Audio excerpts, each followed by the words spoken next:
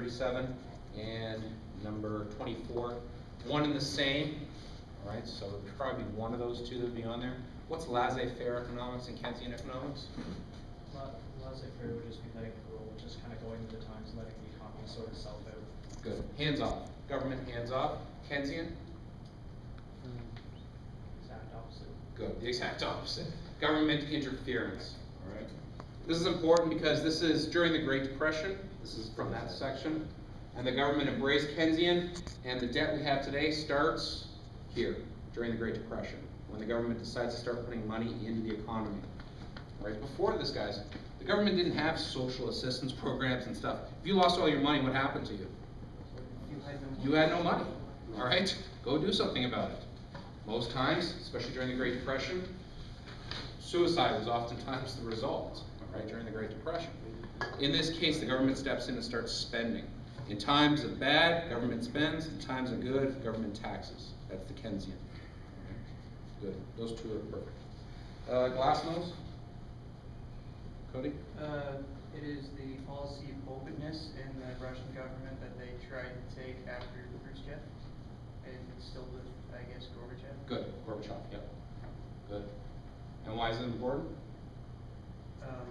Well, not only because once they started it, they kind of worked against it with Chernobyl and that sort of thing, but it was like almost the final nail in the coffin for the USSR. Beautiful. That's 5 marks. Everything Cody just said is 5 marks. All right? Good.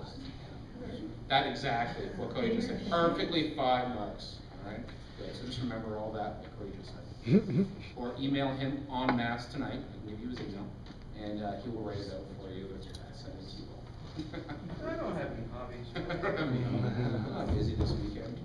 All right. The idea of openness implemented by Gorbachev. They work against this primarily because of Chernobyl. Okay, they keep it secret.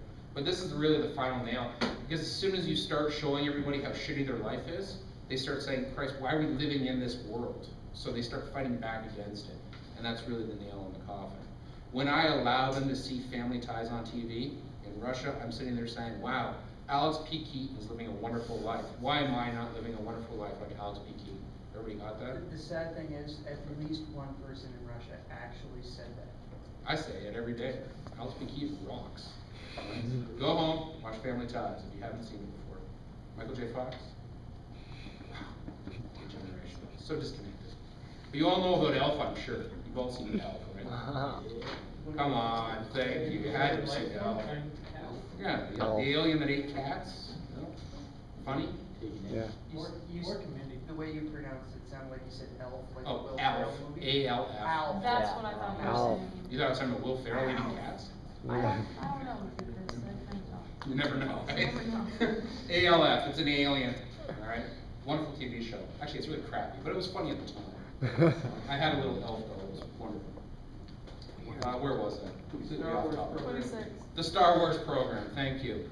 Now, every semester, someone spews a bunch of crap about Luke Skywalker and Darth Vader on me. Please don't be that person this year. Not even a single bonus mark. Not even a single mark, because I'm so, you know, the first couple of years I gave bonus marks because it was kind of funny reading about Chewbacca and stuff, but now I'm sick of it because it doesn't have anything to do with the topic. And trying to tie it into my course content is just hysterical, all right? People are, Star Wars fits in because, you know, you said you really like Star Wars. Well, that doesn't work, right? It's not what I'm talking about. What is the Star Wars program? It's the laser satellites put in place by Reagan. That's right. The actor. Yeah. If you need to remember that creepy image of him with missiles falling out of his mouth that I had on the PowerPoint. Yeah, it was a disturbing PowerPoint, but it's a, you can drop your shrug. Yes. All right. It is the idea that if I put lasers up in space, if the Russians shoot up nukes, my lasers will shoot them down. It cost $100 billion. Nothing ever came of it, but it scared the crap out of the Soviets because they're like, how are we going to combat this now? All right? Are we going to spend $200 billion on a laser missile defense shield in space? This starts costing too much money. Gorbachev has to surrender the idea that they've lost military parity, all right, or equality. Does that make sense? When did you say it cost? $100 billion. And this is when? 1986, 4-6, between 1984 and 1986. I think it took a couple of years to make it. Pardon me? What would that be under, or was that? That's under last week's Fall of the Soviet Union. Was it real? Right? It was. They did try doing it. It just didn't get off the ground. They spent $100 billion on it, and it never got into space. They could afford it at the time. Jacob, did you have your hand up? Yeah, he just answered it. Oh, okay. Everybody remembers talking about that last week? Yeah. Or at least the image of Ronald Reagan? Good. The rest? Scare Russia? Stop talking about Yeah. it, man. It did scare Russia. It scared the hell out of Poland. The Reichstag fire? Oh. When Hitler supposedly burned down his own parliament buildings to get, popular vote or emergency powers to go in and start invading countries, I can't remember what they were. But it started the war. That's right. That's right. Sort of callous. Yeah, the Reichstag fire, Hitler has his own parliament buildings burned down to the ground. It's still debated whether it was him or a Dutchman, but it's commonly believed that it was him and Goring that burned down the parliament buildings, all right? And because of this, he put in new policies that left him as the dictatorial leader, all right, in Germany. And from there, we kind of know what happens, all right? As soon as Hitler has complete power, what goes from there? Prosperity. Prosperity for a short period of time, and then all hell on earth. Good. The Reichstag fire. The Ultima Free concert. Who was performing at this thing? This is the Stones, right? Who they hire as bodyguards? Oh, the Hells Angels. Hells Angels. Good. How'd they pay the Hells Angels? Beer. Good. See, I knew this would be the one everybody's gonna remember. Rolling Stones hired the Hells Angels as security, paid them in beer before the concert, which is never a good idea. And then what happens is, they ended up starting a riot and killing a guy, right? And the That was a road. woman. No, Meredith. It's a man. Meredith. It's a black man. Someone in the crowd? Yeah, they stabbed him. And this, the Stones had to be helicoptered out, right, of the concert. And the big issue here is it comes shortly after Woodstock, and it's kind of viewed as the anti-Woodstock. Woodstock's remembered for peace, love, all that jazz. Ultimate's remembered for murder and Hells Angels and the Rolling Stones running away. Not that it's anything against the Stones. This is kind of the end of the hippie effort, or the counterculture movement. This is the answer.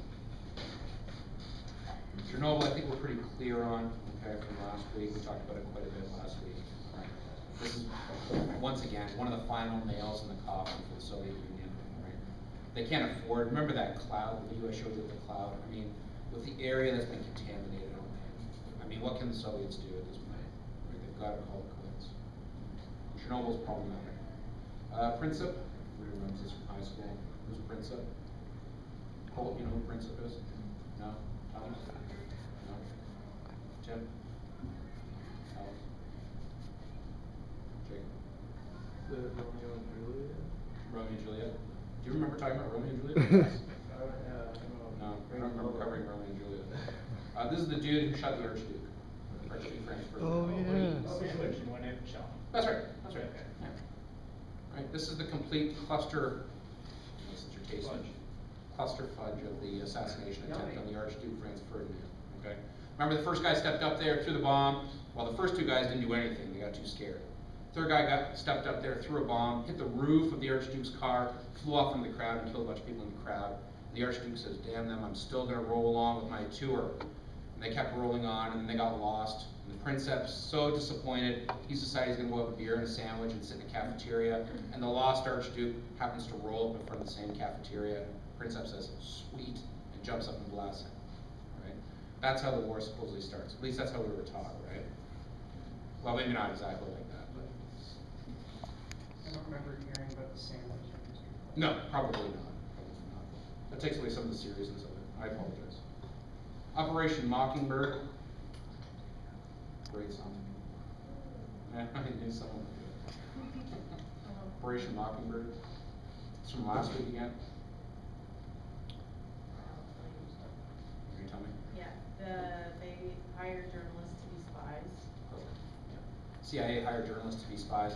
They Yes. had agents in what news agencies? The Post, Washington Post. CBC, like all of them. Everything, yeah. Yeah. NBC, ABC, CBS, remember the time, those were the only television stations, right? There was no HBO or Home and Garden Network, or whatever else there is. Fireplace channel, which is really boring. Aquarium is much better. Like the Yule log Aquarium at is much Christmas? better. What What's about that? the rotisserie channel? The rotisserie I kinda dig, but it makes me hungry. It's good. They had a place in all these news agencies, right?